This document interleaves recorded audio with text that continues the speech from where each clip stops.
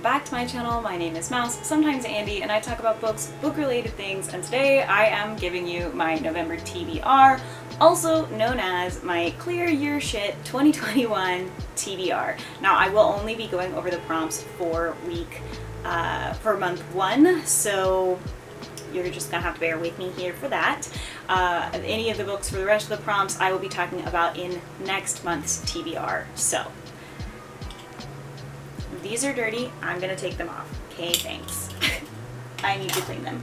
Also, I do want to say that I'm being Harley Quinn for Halloween, and Halloween is on Sunday, which is about a week from now. So I didn't get a new tattoo here. I did get a new tattoo here, but I didn't get a new tattoo here. Any weird tattoos you might see, that's why. That's also the reason for the hair color. Alright, let's get this show on the road. Now, I will be doing this in a little bit of a different format than I normally do, which is where normally I list, like, I'm doing this for a series continuation, I'm doing this for my childhood reread, so on and so forth. With this, I will be doing it per prompt, so that way you guys know what books I'm reading for what and why. The only one I will not be explaining why is the Minnie Boss prompt. Having written the prompts, obviously I know what they are, even though they're a mystery to all the rest of you. So I am going to tell you what book I'm reading for the Minnie Boss, but I am not going to tell you why. You'll have to make your best guess on that one, unless the prompt has already come out by now, but I don't think that it will. So let's get that started. The first one that we are doing is a book where someone dies. I've chosen Tiny Pretty Things by Sana Kairapotra? ? Sorry if I'm mispronouncing that. I did try to do some research, but I've mentioned it before. I do struggle a little bit with pronunciation. Also, I want to give the quick disclaimer before I forget. If you hear any animal noises, I have a dog that's currently in my room, and we have, 7 other animals in the house, so things might be a little noisy. I don't have any control over them. They are their own individuals. Anyway, Tiny Pretty Things.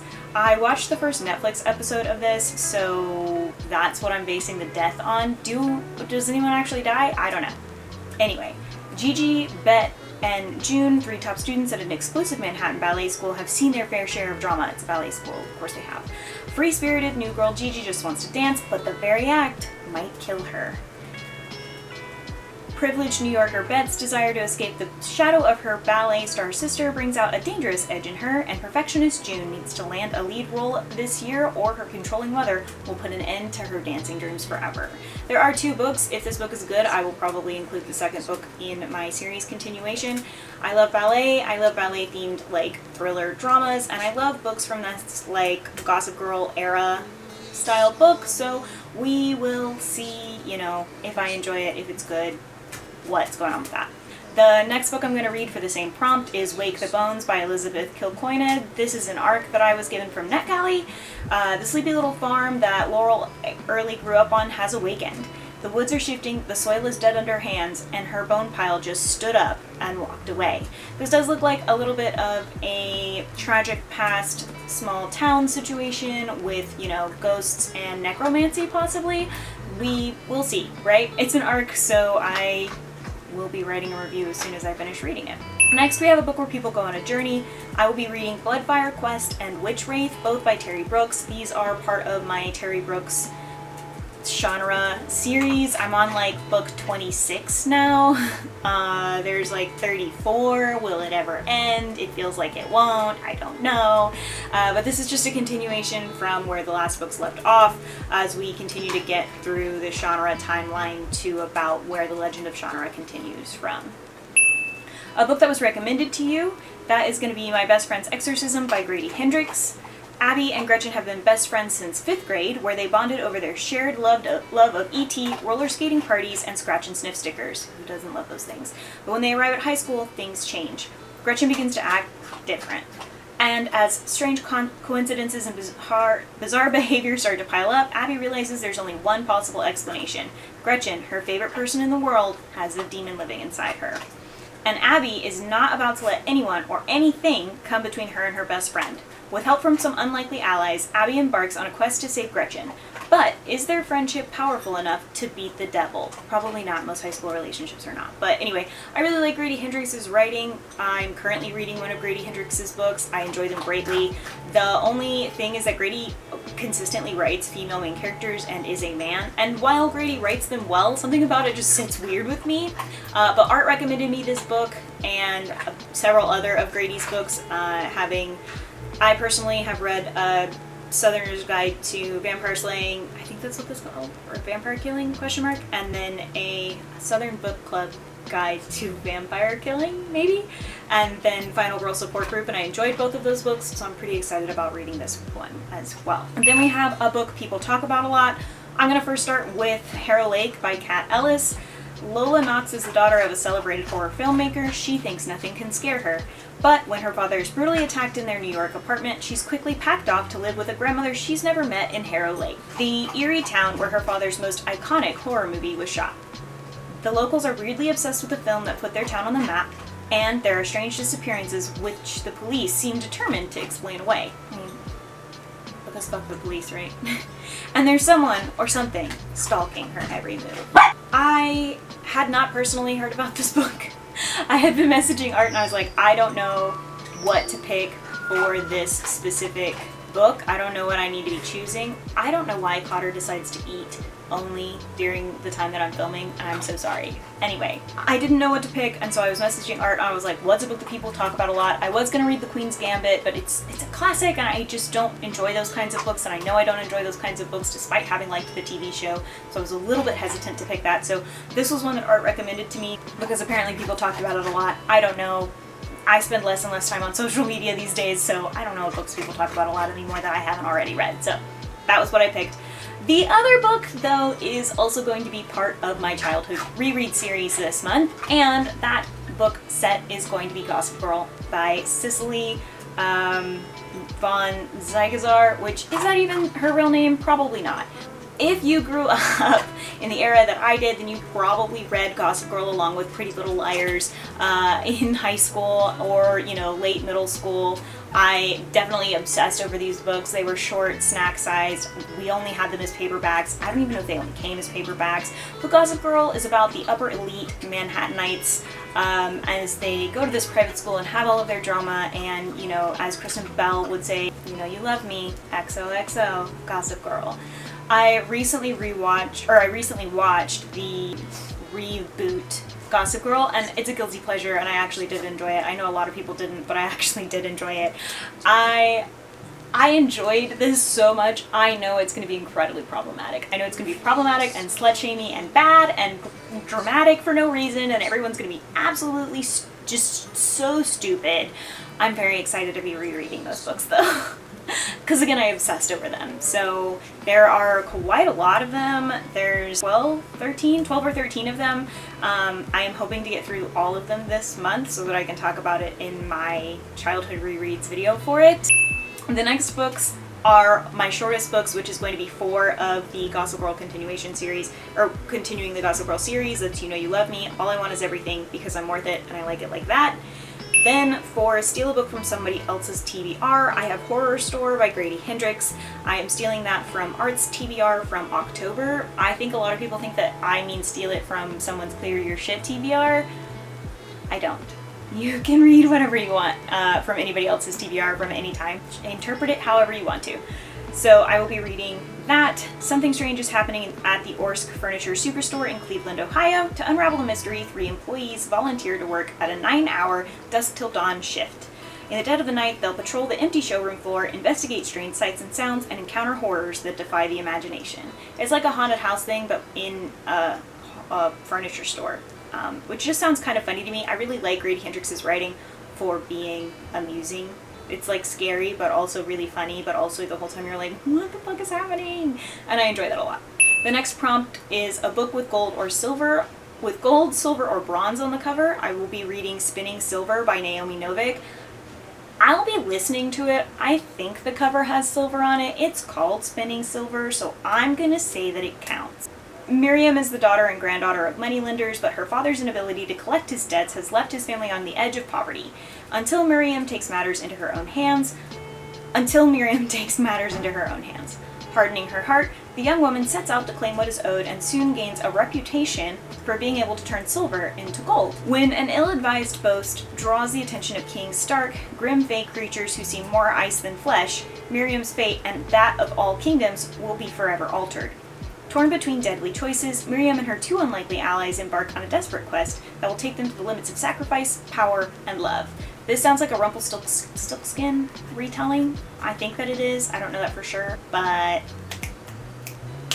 I'll be reading it. So for the side quest, I will be reading both One Last Stop and They Never Learn. One Last Stop by Casey McQuiston. This is girl moves to scary, city, and then meets another girl on the train, and it turns out that girl on the train is stuck in a weird time loop and can't get off the train, and August makes it her mission to get her off the train, and they kind of like fall in love. And I really enjoyed this book. I listened to it as an audiobook from NetGalley back then, and I enjoyed it a lot. I think I read it really quickly considering I can only listen to 2 times speed on NetGalley. Like, I think I sat and listened to it nonstop for like a full day. I really enjoyed it, so I'm very excited to be reading it again. And then They Never Learn by Lane Fargo. I think I've talked about this book like 1,000 times. It is one of my favorite sapphic books. It is about our teacher, our professor, Scarlett Clark, who's an excellent English professor, but she's even better at murdering boys who've sexually assaulted students or people as a whole. I really enjoyed this book. I have read it 3 or 4 times now. I nominated it for the Queer Book Club like 8,000 times until it got selected as the book of that month because of who I am as a person. The next is Smallest Book, which will again be the Gossip Girl series continuations. That's going to be You're the One That I Want, Nobody Does It Better, Nothing Can Keep Us Together, and Only in Your Dreams. Then for a spooky book, I will be reading Asylum by Madeline Rue. For 16-year-old Dan Crawford, the New Hampshire college prep is more than a summer program, it's a lifeline. But when he arrives for the program, Dan learns that his dorm for the summer used to be a sanatorium. Specifically, an asylum, a last resort for the criminally insane. As Dan and his new friends Abby and Jordan explore the hidden recesses of their creepy summer home, they soon discover it's no coincidence that the 3 of them ended up here. Because the asylum holds the key to a terrifying past, and there are some secrets that refuse to stay buried. I'll be listening to this. I think there are pictures that are attached though, so I might see if my library has the ebook so that I can grab that too and look at the pictures that are included in this book. I don't know, we'll see. Then we have When the Stars Go Dark by Paula McLean for the same prompt. Anna Hart is a missing persons detective in San Francisco. When tragedy strikes her personal life, Anna flees to the home that she grew up in, the hometown that she grew up in. However, she learns that a local girl has started to go missing, and it's weirdly reminiscent of a crime that happened while she was growing up there and what kind of inspired her to become the missing person detective that she is now. She becomes obsessed with the missing girl. She must accept that true courage means getting out of her own way and learning to let others in. This sounds so much like it's going to be a really good thriller, or they're going to trick me into it being a romance contemporary weirdness about grief. It sounds so much like it could go either way, and I'm nervous about that. A book with an animal, I will be reading The High Druid's Blade by Terry Brooks for the continuation of the genre series. Is there an animal in there? I don't know, but they ride horses, so I'm just going to go ahead and assume that there's a horse. And that's an animal. And counts. If this is the one Terry Brooks journey book in which no one goes on a journey and no one rides a horse, I would be shocked, because that's the plot of all of the books. All of them. So, what's he gonna do? Surprise me with something new? I doubt it. We have for Minnie Boss 1, top secret, can't tell you what the prompt is. I'll be reading Midnight in Everwood by M.A. Kuzniar. This is a Nutcracker retelling.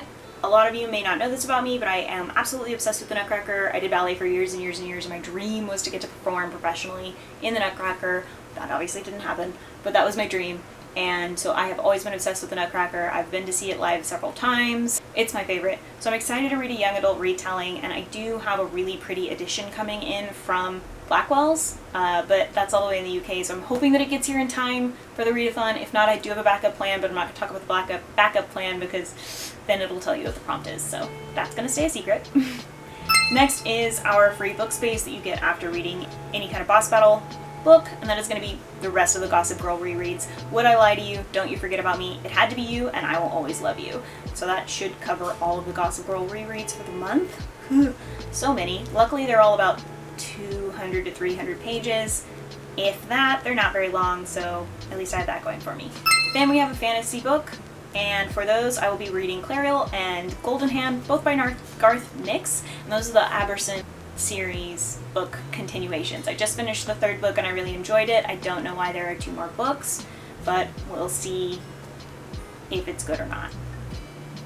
So yeah, that's it. That is my November TBR. It's quite a lot of books, but I am trying to, unlike a lot of people who participate in this readathon, I actually don't have a ton of owned and unread books, but I do have a lot of TBRs in like 30 different places and books that I wanted to read and that kind of thing, and a bunch of series that I have not finished. And so my goal with this readathon, as I've mentioned before, for myself and my own participation, is to try and get those series completed, get those TBRs down to very few books, and then go into the new year with fresh, like, I don't feel like, oh, I can't read this yet because I need to finish this series first, I need to do XYZ first. Like, those are the things that I'm trying to do before I get into the new year. And that's what I'm using my readathon for, is to get my reading kind of scrapped clean. I'm very excited about it, and yeah. Let me know if you liked this video, and if you're participating in Clear Your Shit. Let me know if you guys have your TBRs planned, or if you're still scrambling. The Discord, which you can find the links to everything for the readathon down below, but the Discord is a really good place to find recommendations for your TBR. Everyone is really, really helpful. I will also give the fair warning, please, please, please read the FAQ and click on the links that I include before you jump into the Discord and start asking a lot of questions. Like, I understand being very excited and all of that, and if I forget to post something or something is not easily found, just let me know in a kind way, ideally. Let me know and I will fix it for you, and I will try and make it make more sense. But please, please, please read the information that we provide for you already before asking questions, because it is a little bit... Art and I are both mentally ill and we work very, very hard on all of this, but we also work full-time jobs. I have 2 part-time jobs, and then I've got a whole lot going on in my personal life that I can't even talk about yet. So please just be considerate and read those things before you jump in, because it's a little bit frustrating and it feels like all the hard work. It's like, what's the point of putting in the hard work and making it understandable and making it accessible if you're not gonna read it? So that's my 2 cents about it. Please do that. That's all I got. I just lost a ring. I just threw it into the oblivion. Anyway, I'm gonna go. I hope you guys enjoyed this video. Don't forget to like and subscribe and share if you did. If you didn't like this video, let me know what I can do to improve it. I hope you guys have a great day. Don't forget to drink your water, take your meds, do something today to take care of yourself. Okay, thanks, bye.